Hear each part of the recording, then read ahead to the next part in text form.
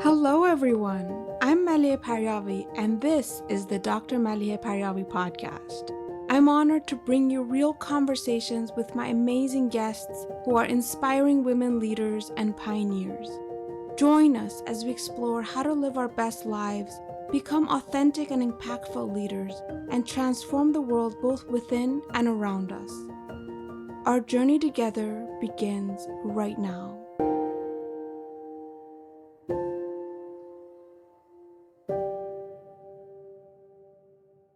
I'm thrilled to be speaking with Alexandra Carter. She's the best-selling author of the book Ask for More. She's an award-winning negotiations trainer, keynote speaker, and clinical professor at Columbia Law School, specializing in mediation and negotiation. Alex, I'm so excited for our conversation. Thank you so much for being here and joining me on this podcast. Oh, thank you so much for having me. It's my pleasure to be here. I'm so excited. There is so much ground I want to cover and so much I want to talk to you about. What do you say we just dive right in? Let's do it. Let's do this. So, I'm sure you'll agree with me on this, but I honestly don't see how we can live a fully empowered and authentic life, fulfill our true potential, and lead effectively and create lasting change in the world without negotiating at every turn. Are you waiting for me to agree? Because I want you to know, here's what I'm thinking, okay? I'm sitting in my home office in Maplewood, New Jersey, and as I look around and I think about this moment in time, everything about this moment, and even where I am physically in space, is because of negotiation. When I think about this moment in my career, this moment that, where I'm at the place now where my work on this earth is helping other people to negotiate better, I got that by negotiating. And, it starts with learning how to talk about yourself and talk to yourself. That's where negotiation starts. And when you master that, all of a sudden you may find yourself out there sitting at the tables you want to be sitting at and helping the people you want to impact. But even more than that, I look around at the space I'm in, and I'm not sure if people will end up seeing this, but I'm in my own home office in my home, and I didn't used to have that. I used to be like many women who are in a partnership with a man where the man gets the one home office and they end up working from the kitchen table or the dining room, wherever they can find a spot. And as I sit here now, I'm looking around at this beautiful home office that I negotiated for and decorated exactly the way I wanted. And I think about what a powerful symbol this is of negotiation, of saying, that my work is worthy of taking up space, not just in the world, but also in my own home. And there's something about that that's tremendously empowering as I'm sitting here having this conversation with you today. Yeah, I mean, we truly can't escape negotiation. It is a critical life and leadership skill. I mean, in my own life, everything you just said echoes with me as well. And I feel like I've been negotiating ever since I was a little girl because I always struggled to fit into the traditional culture that I was raised in at home and the American culture I was growing up in. And I always had to, in a way, serve as a bridge between the two if I wanted to be true to myself.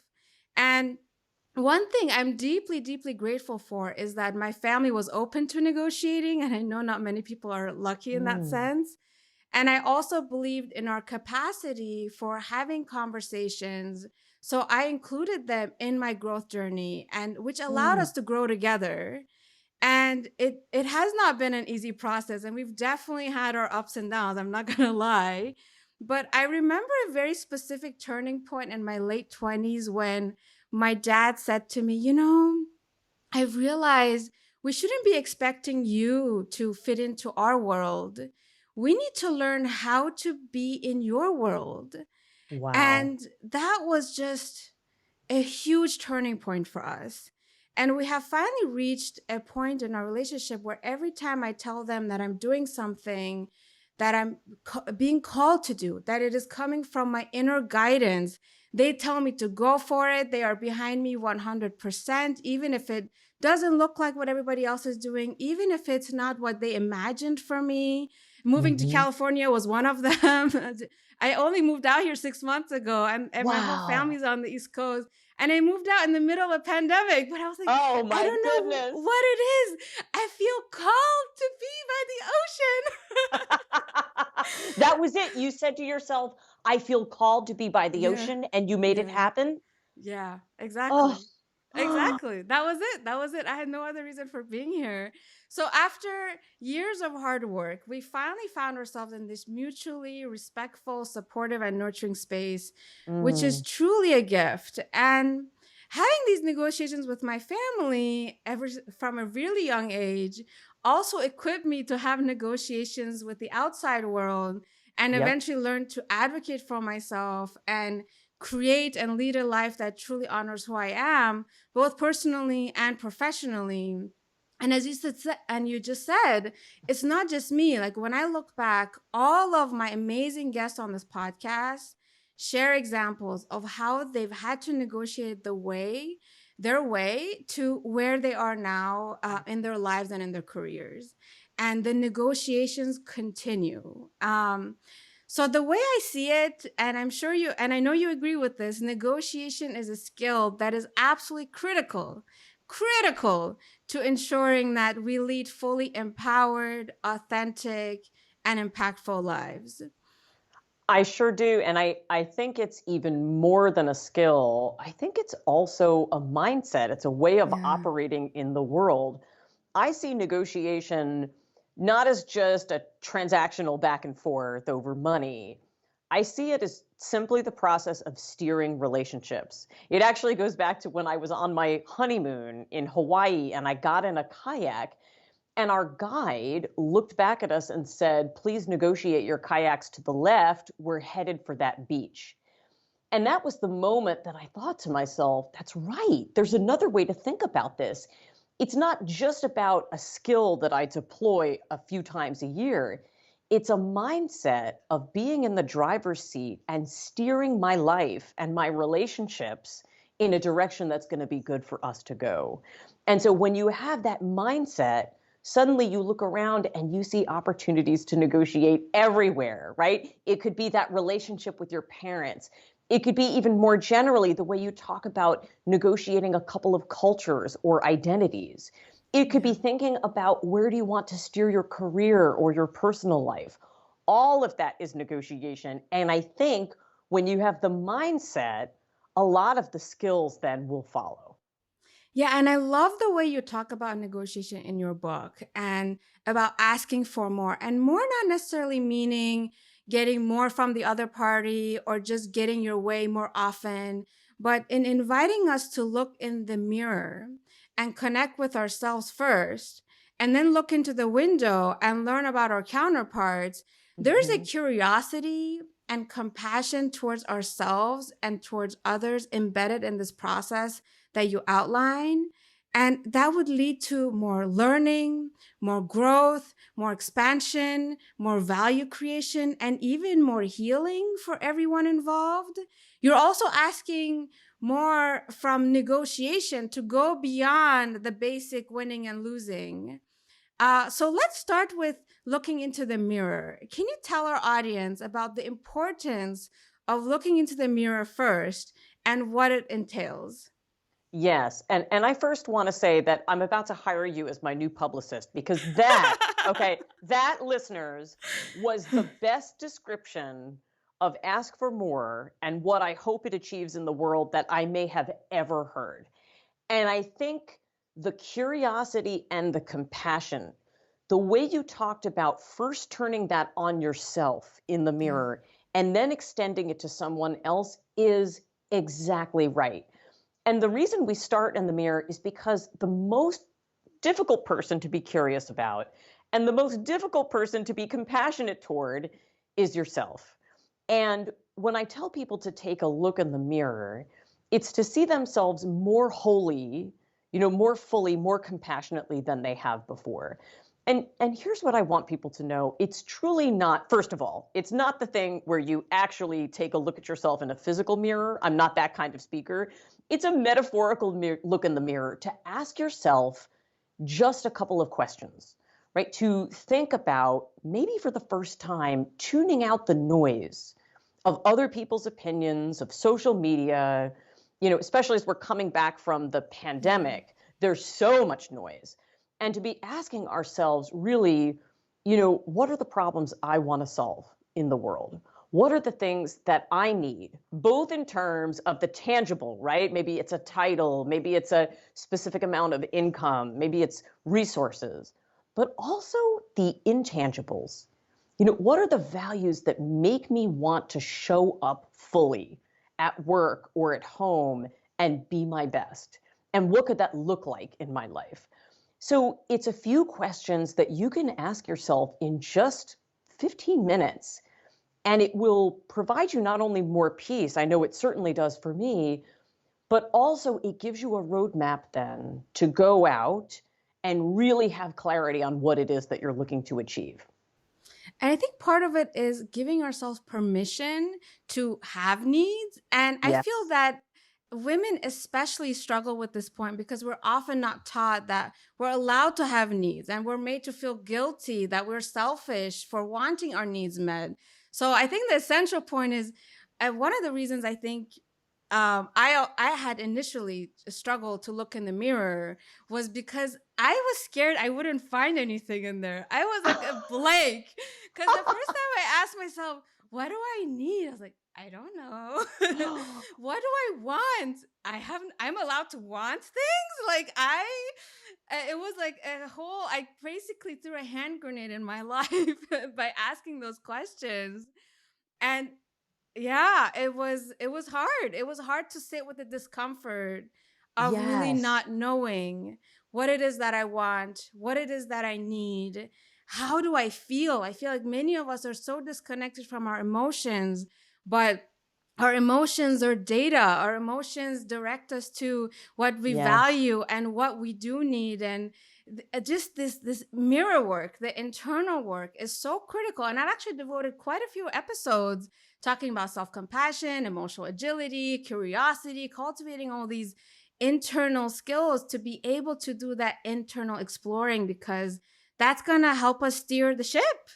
Everything. It helps everything. And Yeah. I would love, I'm so excited. I would love to go back for a minute to you, okay, sitting down to ask yourself what you need, and you think, oh my gosh, maybe I've never even asked myself this question before. I don't know. And so I would love to give your listeners a couple of things they can do if they're trying to think about what they need in a particular situation, or maybe generally from work or from home. Okay, so first thing, if you don't know what you need, you may be self-censoring. So I have two ideas for you. Number one is to start with your emotions instead. Remember how you said feelings are data? That is Yeah. absolutely spot on. So what I would have you do is write down what you're feeling, right? And write down all of your emotions. And then I want you to take every negative emotion and flip it around, and that's what you need. So if you told me you were feeling unacknowledged at work, I would flip that around and say, we need acknowledgement, appreciation, and respect. If you told me that you were feeling stuck and stagnant, I would flip it around and say, you need growth and advancement. Finding our emotions first and flipping them around often can be the key to some of our biggest needs. So I'm curious to have some of your listeners try that and let us know how it goes. The last thing that I do, and I loved this exercise because you talked about self-censoring, especially for women. And we feel that there are these, quote unquote, unacceptable needs we have. So I made that part of the book. When we talk about needs, the last thing I ask people to do is I say, okay, now I want you to write down the worst things you need, the worst things, in quotes, that you could possibly need from a situation. I do this in the book, and I do it with my private clients when we're negotiating through a big, job change or a job offer. Do you know what women say to me for their worst needs? Like, I want to build wealth. Okay, doesn't sound terrible to me. I want career advancement. I'd like a life apart from my job as a mother and a spouse. I want to be appreciated. These are all often the most important needs we have. And yet we bury them somehow because we Yeah. think we should settle for the least, or it's not nice to need these things. I've actually found that when you ask yourself, what's the worst thing I could need? Okay, worst in quotes, that's when you're going to come up with the stuff that is really you, not what your Yeah. parents think you should need, not what your friends, not what a similar person in a similar situation might need, but really you. And those can be often the keys, really, to your greatest happiness and fulfillment if you have the courage to see them and go out and ask to have them met. Yeah, and you need to connect with them before you go to the negotiation table. Yes. That is key, right? Because a lot of times people show up and they're not really clear about themselves. And how can you have a productive conversation? Then that's when negotiation becomes about what can I get out of the other person and how can I win, instead of how can we increase the size of the pie? How can we come to a resolution where everyone's needs are met and honored?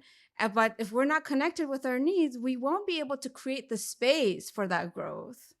That's exactly right. The needs and spending time with them directly drive what you end up achieving. Just last week, I helped a woman who was negotiating for a job to start a VC fund. Okay. And when we talked about her needs, it took a little bit of asking, but some of her worst needs were to be fully appreciated in the form of her compensation. And also, this was really interesting. She said camaraderie with my colleagues and getting to know them is really important. Do you know, we ended up spending an hour together. She ended up with an additional 6 figures on her salary, and the company's flying her out to their location for a month so she can Wow. meet her colleagues and spend time. She walked out because she spent a little bit of time on her needs. She walked out with a package that isn't going to make her just, pleased to show up, but thrilled to show up as her full self with all of those needs met. Truly, spending a little bit of time up front, as you said, is the best way to get in the kayak and steer toward the beach you actually want to hit. And the other thing that you bring up, the other point you bring up in the book, which I think is very important, is that we don't need to have it all figured out. We can focus on one step, and the first step is the preparation for the next step. And that's how we can get going. We don't need to have it perfect from the get go. We just need to get some clarity, take a step, and keep moving forward. Absolutely. I mean, I don't know about your own career, or even life's journey, but I'm guessing that to get to the place where you all of a sudden realized you needed to be by the beach, you took a few steps before that Yeah. helped you prepare for that moment. And I would say the same is true if you look at how companies are founded and developed, how people develop in their careers. And I have to say, very much in my own life, sometimes people look back at my CV and they think that I somehow connected the dots 20 years ago and pulled myself linearly from point A to No. point B. It couldn't be more untrue. In fact, every place I was, I thought, I'm going to do the best I can to learn here, to be curious, and to make relationships. And I'm going to trust that once I do that, the next step is going to open itself up to me. And that has absolutely been true every step of the way. If you think about climbing a mountain, which I talk about in the book, you very often don't know how you're going to climb the upper portions because you can't see it yet. And you Yeah. can't see it until you've taken those steps from the bottom. People say, right, that you overestimate what you can do in a week by focusing Yeah. on one thing a day. But we greatly underestimate what we could achieve in a year, 2 years, 3 years if we woke up and just did one thing a day, one step toward wherever we're going. That incremental progress just multiplies over time. And you shared this is how you wrote your book too, by writing a few paragraph a day, basically. Yes, I mean, so I wrote every word myself. And at the time I was writing this book, I mean, I took what was already a very busy professional life. I'm a full-time professor at Columbia Law School. I was already doing a lot of speaking and consulting work and flying all over the place. And I decided to spice things up by getting a book deal and then having to write a book while I was teaching and doing all of that full time. Oh, and I have a daughter and a spouse as well. So I woke up, and what I told myself is, I'm going to wake up and I'm going to do one thing a day. I'm going to write for 15 minutes. I'm going to give one idea, splash it out on that paper, and then I'm going to edit later.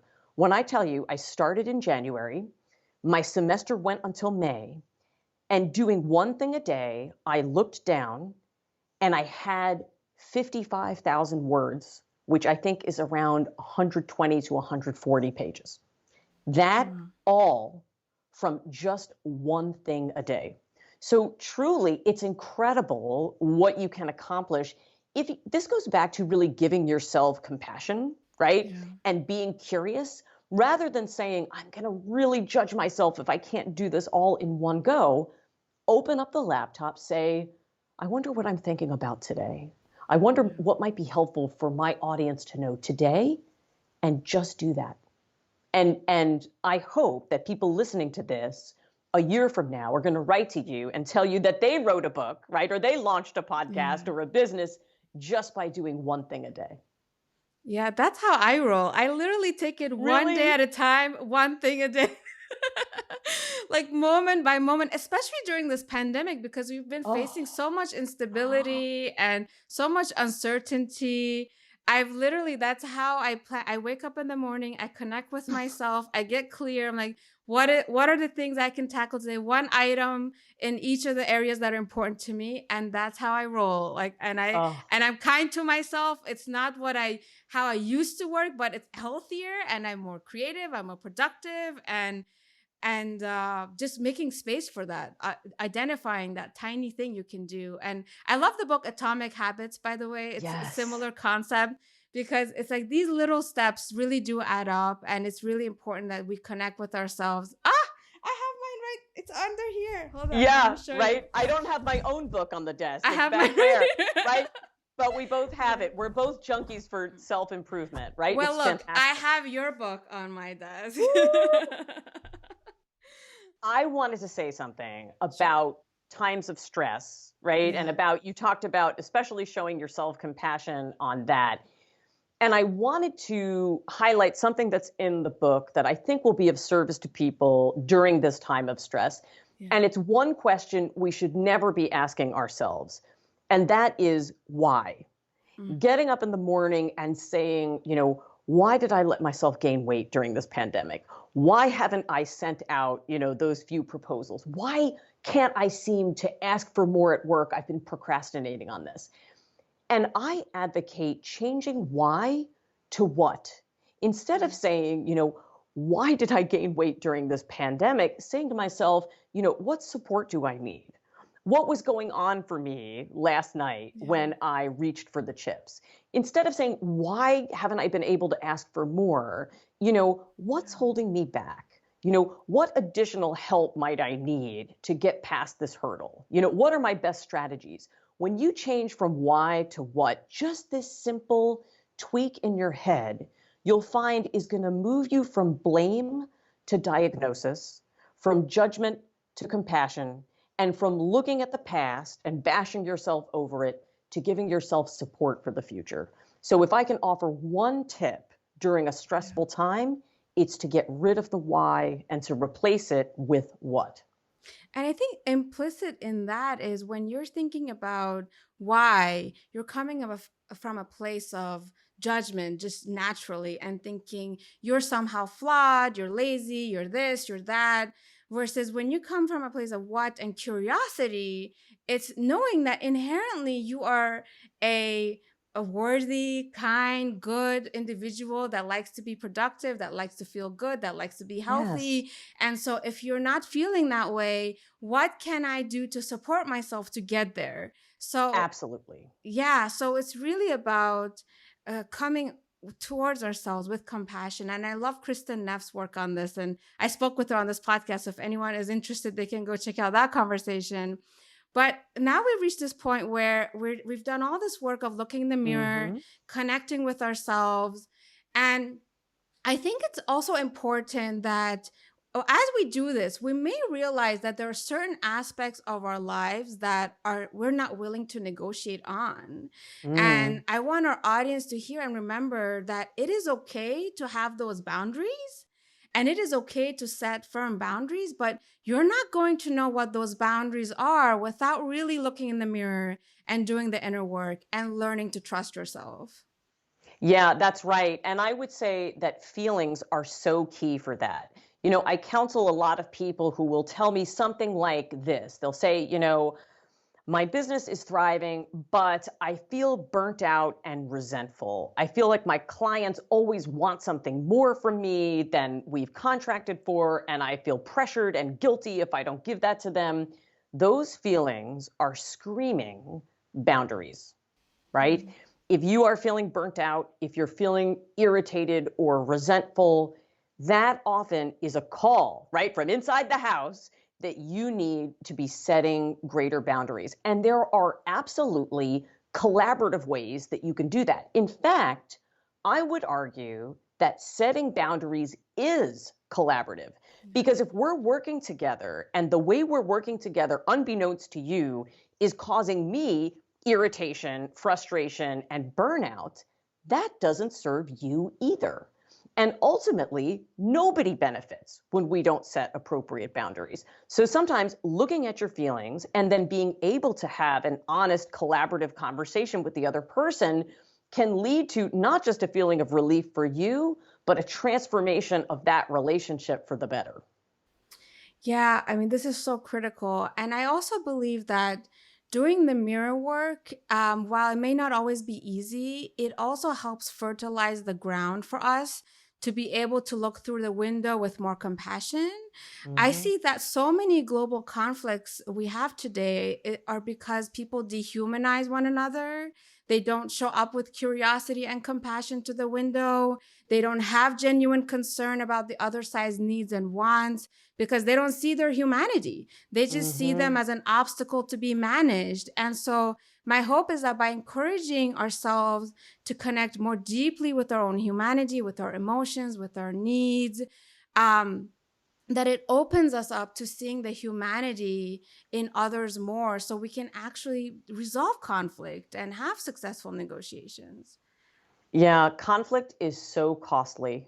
I mean, it costs us globally billions of Yeah. dollars, but it's incredibly costly also in terms of, human life and human happiness. And truly, from my work as a mediator, because this is where I started, before I was teaching and training on negotiation, I was trained as a mediator. And so I came out of this framework where I was thinking about my words and how they could be used to bring people together and to heal Mhm. conflict rather than to drive people apart.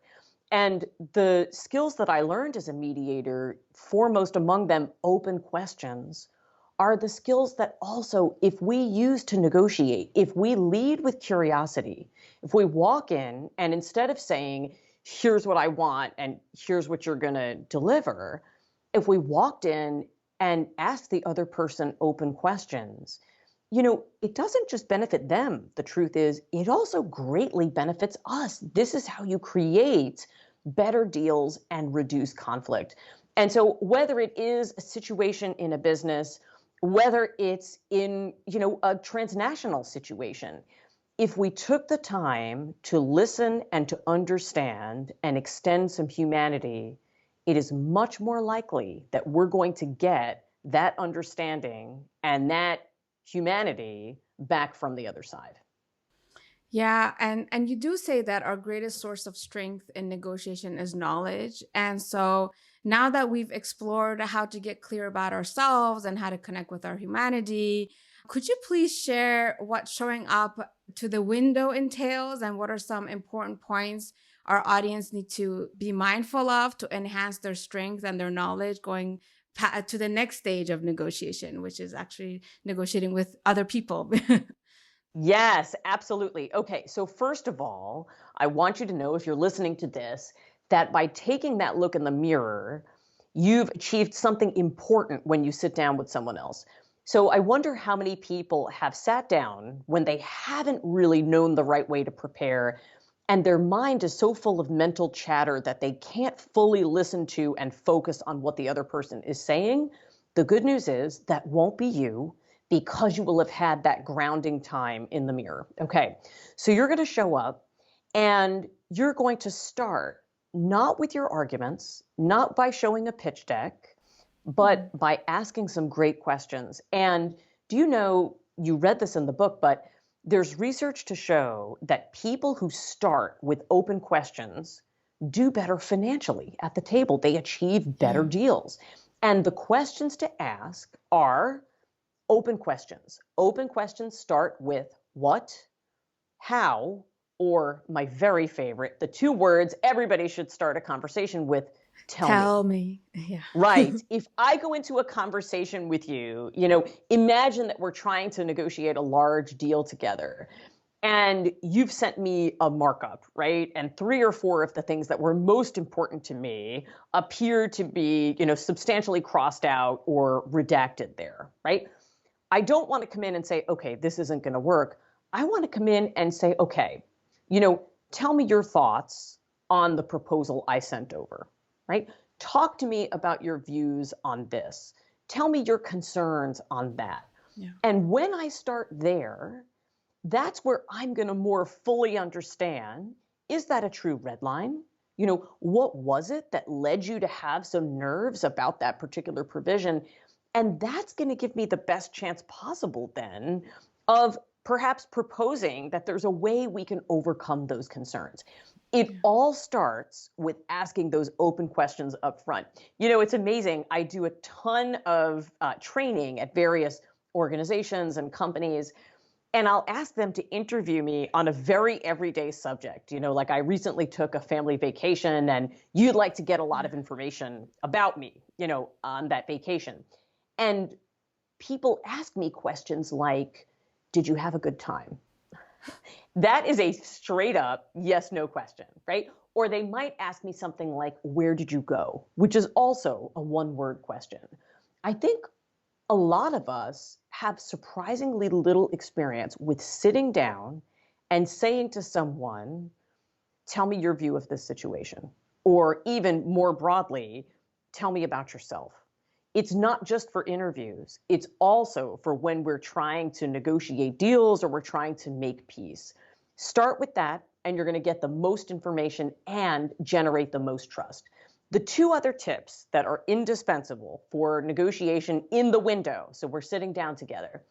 Number 2 is using what I call summarizing. So when someone says to you, well, Alex, here were my thoughts, or this is something that I'm concerned about, right? I'm not just going to launch into my next point. I'm going to say, okay, this is helpful. Let me take a moment. So what you've told me actually is it's not so much the number that you object to here. It's really the timing that's problematic for you. And here's why you've said that is. What I do when I summarize is the person is often disarmed, right? On the other side, they're thinking, wow, Alex took the time to actually understand what I had to say. But also, sometimes it has the effect of making the person reflect on their words, right? Mm-hmm. And making sure I've understood and we've both understood. So summarizing is key for breaking down conflict, taking down heat, right? It works really well with kids and spouses, and also for creating deals. The last thing I would say, and I want to speak especially to women on this point, I want to tell you 3 magic words that are going to change your negotiations from here on out. And the 3 words are land the plane. What does that mean? It means we talk too much. How many times have you seen this where I might ask you, what do you need to get this done today? And then I can't let the silence be. And so I say, well, I could come down at this, if you needed me to, or I know that this might be a little high. No, right? Just ask your question make your proposal, and then land the plane. Close your mouth and allow there to be silence. Do you know, research shows that silence actually is not a burden on the other person, that it provokes collaboration and thoughtful decision making. So use more silence in your negotiation, and it's a way for you to simultaneously not bid against yourself, but also to give the other person the gift of your attention so that you two can collaborate on a solution.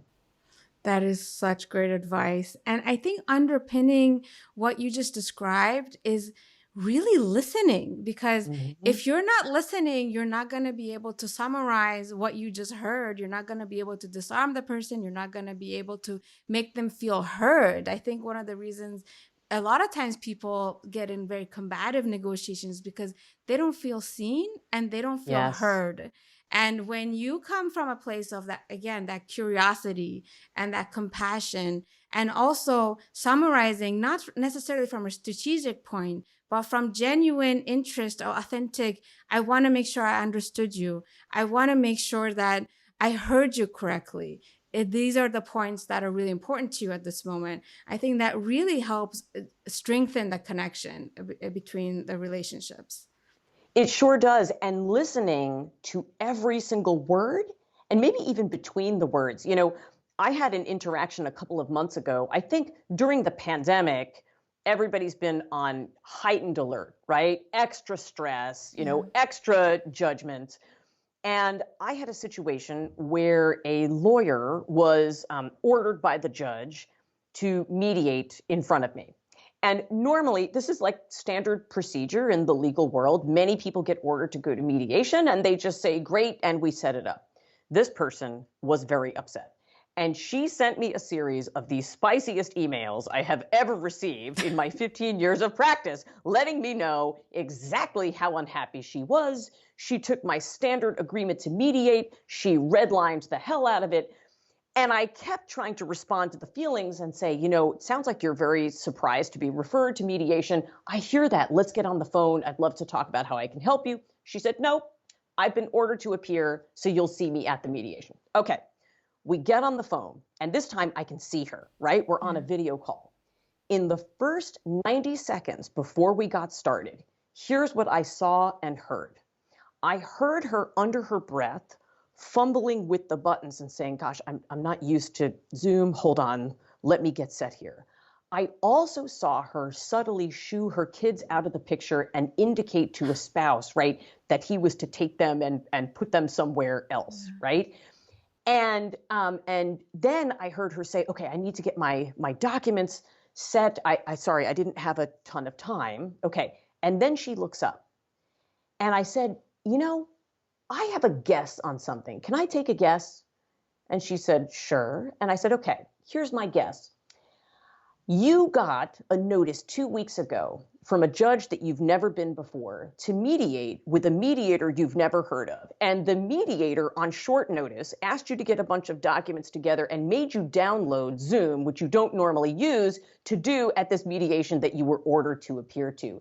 You then had to get childcare for your kids, make sure they were off screen, and get set for this ordered mediation. Is there anything else, or do I have it right, the different ways that I've messed up your life these last 2 weeks?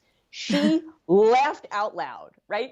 And we went from a situation where I truly thought I was going to have to get the judge on the line to say, you have been ordered, okay? We went from that to her signing the agreement without the changes, mediating the case, reaching a resolution, and writing a LinkedIn testimonial unprompted about the experience.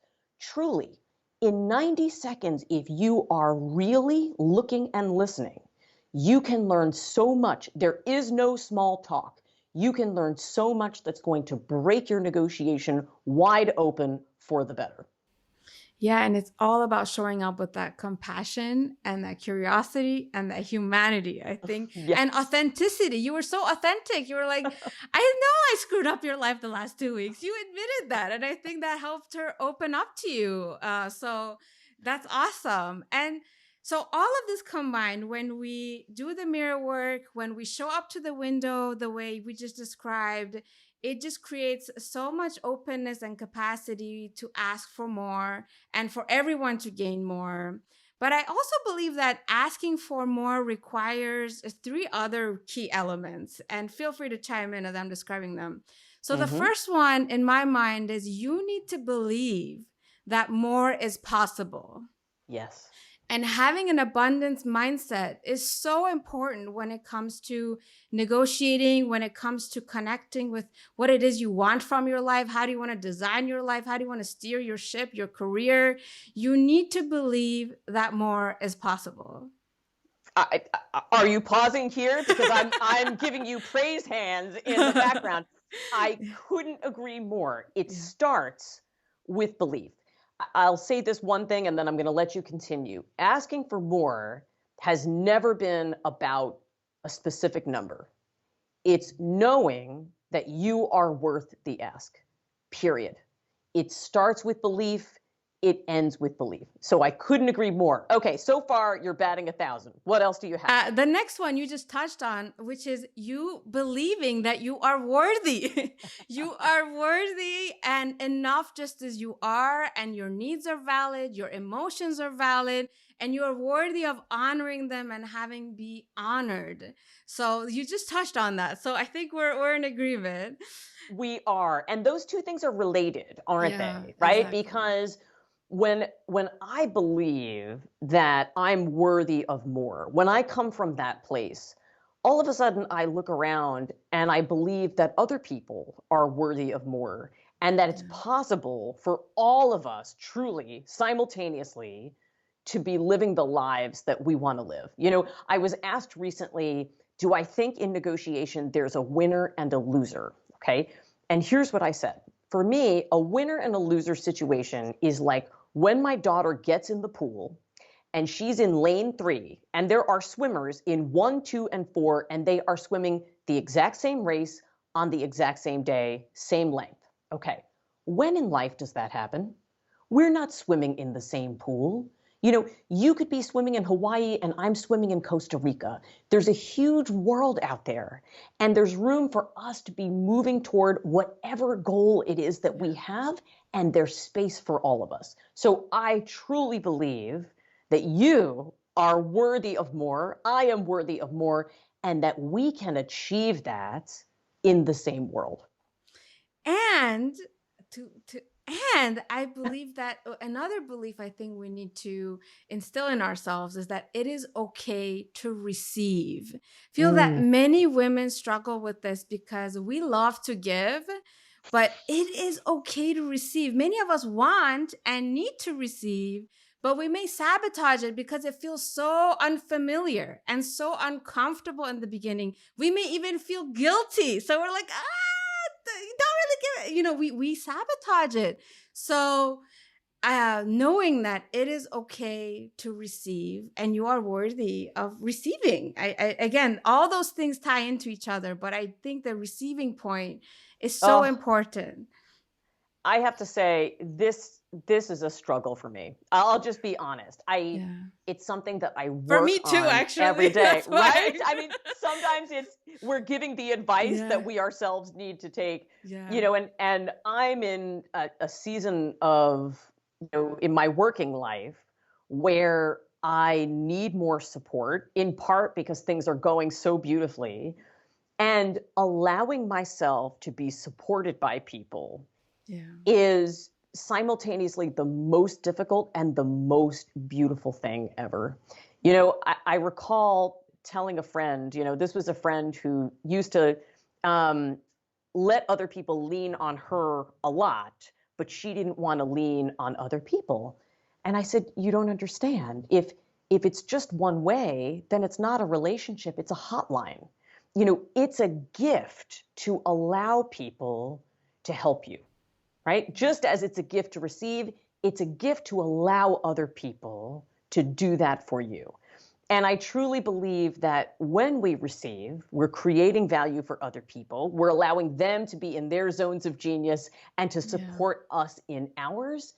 And working through this, I'll tell you, has been the challenge of the last year, but also something that when I allow it to happen is so beautiful.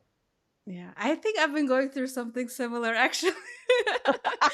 So I do think because, I think we can tell we're both very independent, successful women. So we've had to rely on ourselves for a really long time.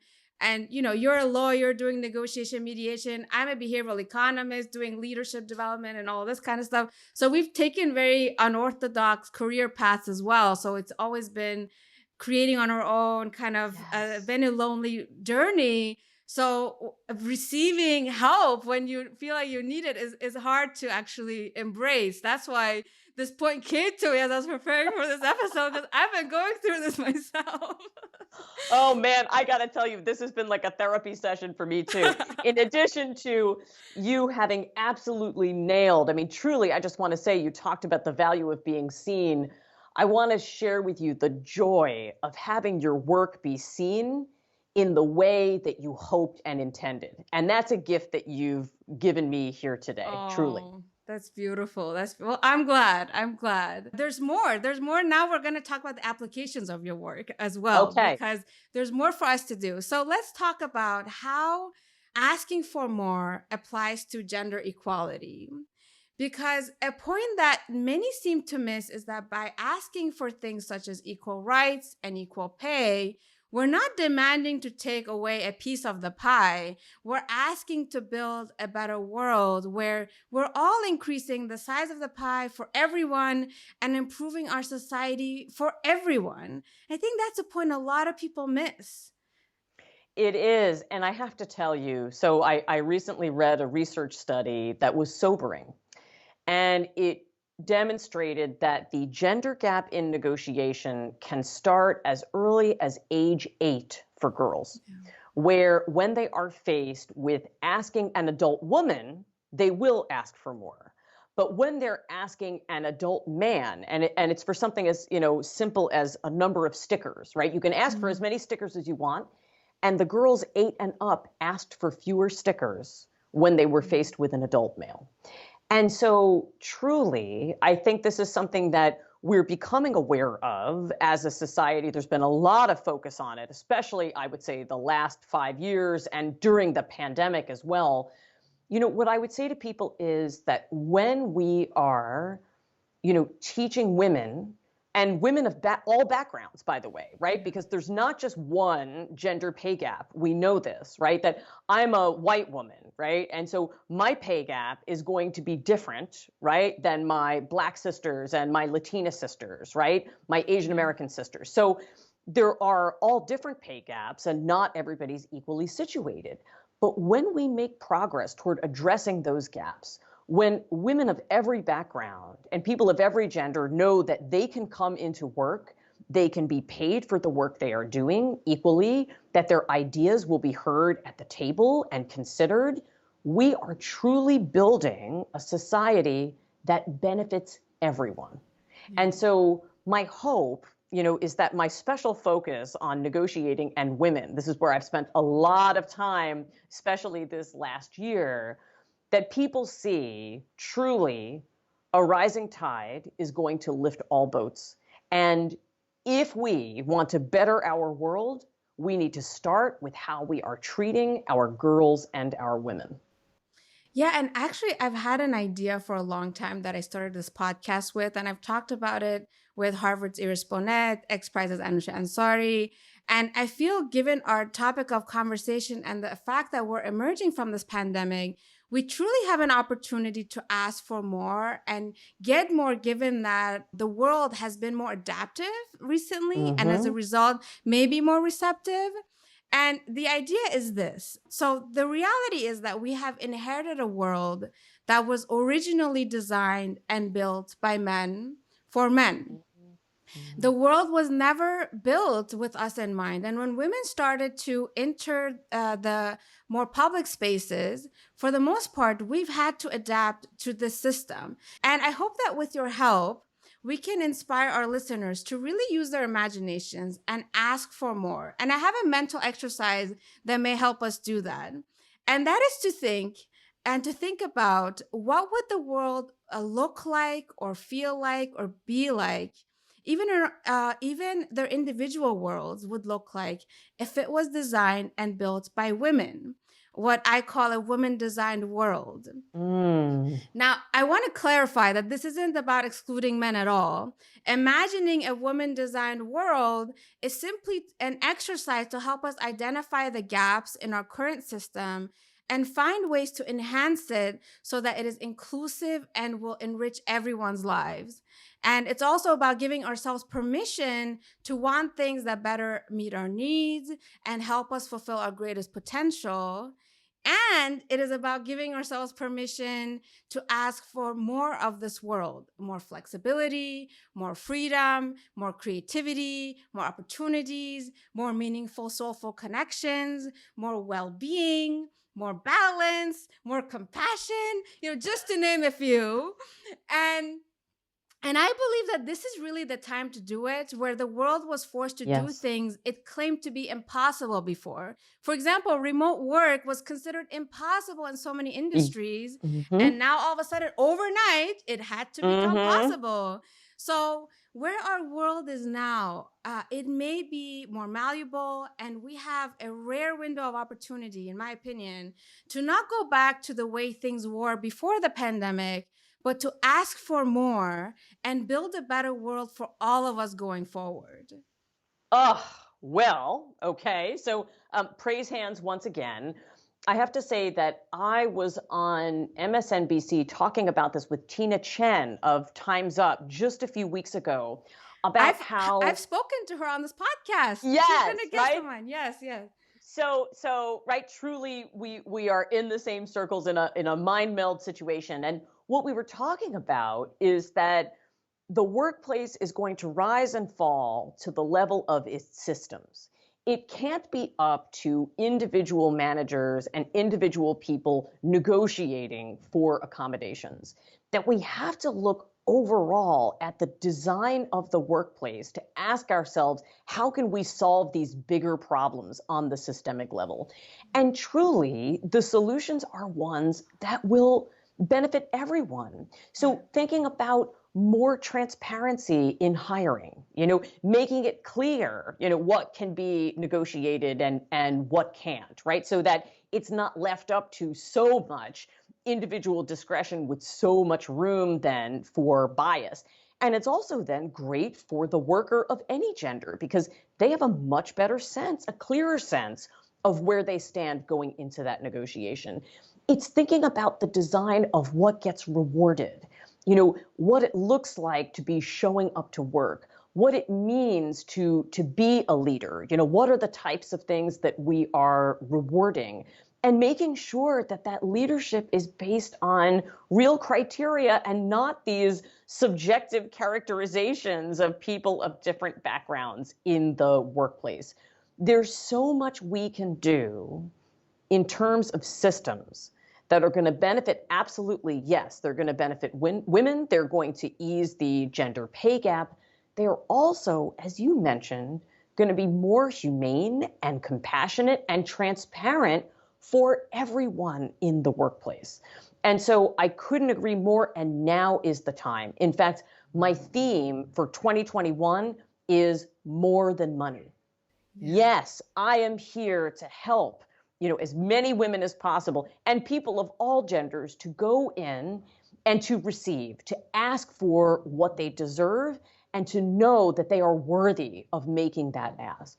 But I am also here to think about what are the things that we can do as a society, as workplaces, to achieve more than money so that we're coming out of this absolutely life-changing experience, living through a once in a century pandemic. And we have the opportunity to redesign our lives and our society in a way that's going to sustain us for the long term. I couldn't agree more. And I really hope we do the work. And I think to do this work, we really have to have the capacity to hold space for a lot of discomfort and a lot Mm-hmm. of uncomfortable conversations. And I imagine that you, as a mediator, you said you started out as a mediator, you've spent countless of hours helping people resolve conflict, which I would imagine is holding space for a lot of discomfort and steering people to hear one another and see one another and find amicable solutions. And this sounds like the capacity that every effective and conscious leader really needs at this time, at this juncture, where we're really trying to redesign and evolve as a society and change our systems and create meaningful impact and meaningful change. So, given your experience as a mediator, what advice do you have for leaders on how they can increase their mediation capacity? I wasn't even sure if this was a term. I'm not sure if I'm making this up. This could also be an idea for your next book, by the way. So, I would love to get your thoughts on this. I think I couldn't agree more. I think every leader should have mediation training. And I'll tell you that, in fact, Ask for More is very much a mediator's take on negotiation. In Ask for More, I hope to give people several of the critical competencies that you learn as a mediator. I'll tell you, as a mediator, I walk in the room and I'm not there on behalf of a solution. I'm there on behalf of the process. My role there is to create a good process where everyone in the room knows that they have a voice and they have choice in what kind of solution is reached. They also have voice in how we talk about things. So as a conversation expert, as somebody who knows how to listen, who knows how to raise the right questions, and to help people reframe in a situation that, yes, gives them reality, but also gives them hope, if you can do that, you are a transformative leader in any setting. I think it starts with curiosity, and it starts with a willingness really to see yourself, to know your own strengths and weaknesses, your own blind spots, your own gifts as you walk into a room, and then truly to being able to see the other people in the room and the situation. The more you see, the more you witness, the more you are going to be, similar to a mediator, an absolutely transformative person to resolve conflict. And to be able to sit in the conflict as well, right? I mean, I think that's important to talk about that. Yes, we hope to achieve resolution, but sometimes it's being able to be comfortable in the discomfort, right? Yeah. To know that you and I might really value each other and really respect each other and also have a difference of opinion on a core topic, and that we can hold space for all of that complexity. That truly is what's going to help us move forward, because it's not just about the resolution, it's about tolerance. We can't be fully anti-racist, we can't be fully for gender equity, and simultaneously be conflict avoidant. Yeah. If you can't face the conversation, you can't get through to the other side. Yeah. And you need to be able to get comfortable being uncomfortable. And also this applies to our journeys as well, because as you laid out in the beginning, it's not a linear line. We don't always know where we're going. And I was wondering if you could share a little bit more about your journey. And I picked up on one of your LinkedIn posts where you said you went from basically not knowing what to do with yourself and not having a clear view of where you wanted to end up, which is a very uncomfortable place to be in, to where you are now, living your passion, shining your light, and helping others do the same. Yeah, sure. I'd be happy to talk about it. So I think there were a couple of transformative moments that brought me to where I am today. So the first was, I went to law school and I truly pushed the default button. Okay. I thought, I don't know what to do with my life, and I'm not going to go to medical school, and I hate Excel, so I'm not going to go to business school. I guess that leaves law school. So that sounds good, right? And my father's a lawyer, so I pushed the default button and went to law school. but I had no idea where to go next. And it wasn't until I had a friend who pulled me aside and said, "Hey, Alex, I just took this class. I was fine at it, but I feel like you'd really love it. It involves a lot of talking. It'd be perfect for you." So with that dig, I enrolled in this class, and it was mediation, just on the random advice of a friend. And when I tell you, the first time I sat down with two people in this like dingy New York City courtroom and helped them work out a small claims dispute, it was as though I heard a voice coming down from above saying, "This is it." I had no idea that mediation even existed, but all of a sudden I found myself in a space where it felt like all of my gifts were being called forth at once, and I felt it incredibly fulfilling. So I started to do this work. And then I had a second moment. And that was the moment that I had to negotiate my first salary. And so picture this, right?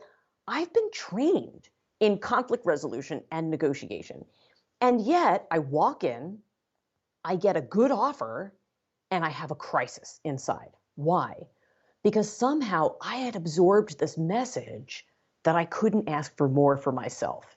It was fine for me to use my powers for good on behalf of other people, but it wasn't acceptable. It wasn't nice to use them for myself. But then I called a senior woman and I got the advice that changed my life. And she told me, "Alex, you are going to get back in there and you're going to ask for more. Because when you teach someone how to value you, you teach him how to value all of us. And so if you're not going to go in there and do it for yourself, I want you to do it for the woman who's coming after you. Do it for the sisterhood." And when I tell you, that was the moment I realized, I can be a mediator and I can be somebody who helps people resolve conflict. I can also be a woman who uses her power on herself and teaches other people that they can do the same. That, going back to the beginning, what you said, asking for more does not mean I'm taking up all the seats at the table. It means we're building a bigger table and I'm making room for the next people to come and sit. And so if I could leave people with a message sort of about the journey, I want you to know that I was well into my 30s, right, before I figured out fully what my calling was on this earth. And so it can take time, and that's okay. Every stage of your life, I believe, is where you're meant to be. And at the same time, I encourage people, when you have that moment of clarity, pay attention. Because truly, I wake up every day and I am one of the people who is doing what she was born to do. And there is nothing greater on this earth, truly. I relate to you 100% because, and it's actually a scary decision to make when you do decide to go for it, when you trust that feeling and that knowing that I was born to do this and you do it. It does take you down an unconventional path, as we both have been down on. And so I totally relate to this. And there's truly nothing more valuable. There's truly it is a blessing and a gift. And I want to wrap up by reading a few lines from a LinkedIn post that I stumbled upon that made me realize that we may be very aligned and it inspired me to reach out to you and invite you on this podcast. And you wrote, "You can never be truly lost in life. Find comfort in knowing that each step you take, each path you turn down is exactly where you're supposed to be. Trust your journey. Everything works out the way it's supposed to." Mm. I just want to sit with that for a minute because that's what I tell myself every day. Well, and Yeah. isn't it incredible we're sitting here Yeah. today? And I have to say that as we close this conversation, it is evident to me that we were supposed to meet and talk on this podcast, seeing how aligned we are, how so many of your, beliefs and ways of looking at the world resonate with mine. It's just further evidence to me that everything is working for the good. And truly, even if we've had tough moments, and God knows I have had many of those over the past year and beyond, in some ways, it truly was the hardest and also the best and most fulfilling year of my life. But even those difficult times, there was beauty in those that brought me and brought us to this moment today. And so I'm grateful for those as well. I'm so grateful too. And I couldn't agree with you more. The dots do connect and everything does work out. And I remember when I started this podcast, I literally had no idea what I'd gotten myself into. And I had no idea where this was going to go. And today I was in awe of how everything worked out so that you are the perfect guest to help me wrap up this first foundational season where we covered all of these important topics that we touched on today in more depth in other episodes. But also when I looked back, I said every guest had this one thing in common, and that is that they had to negotiate and they had to ask for more, to become pioneers, to become leaders, to live authentic lives. And what a beautiful way to wrap up the season with you and to connect with you. I feel like this is only the beginning of us connecting for sure. And thank you so much for being part of this journey with me and sharing your wisdom and sharing your voice. And I want to invite our audience to connect with you on your social media platforms because you are just out there spreading so much light, and to read your book and to start asking for more. And I'm so grateful. Thank you. Thank you so much. Thank you so much for having me. Truly, this was one of the most fun conversations I've had in a while. And I would love to stay in touch. And in fact, I'm going to see you at some point on the beach of Santa Monica, and I can't wait. Next time, we'll have a drink in hand. Oh my God, it's a date. I'll have my tea ready. And I'll probably have a seltzer. It'll be a wild time. So. No.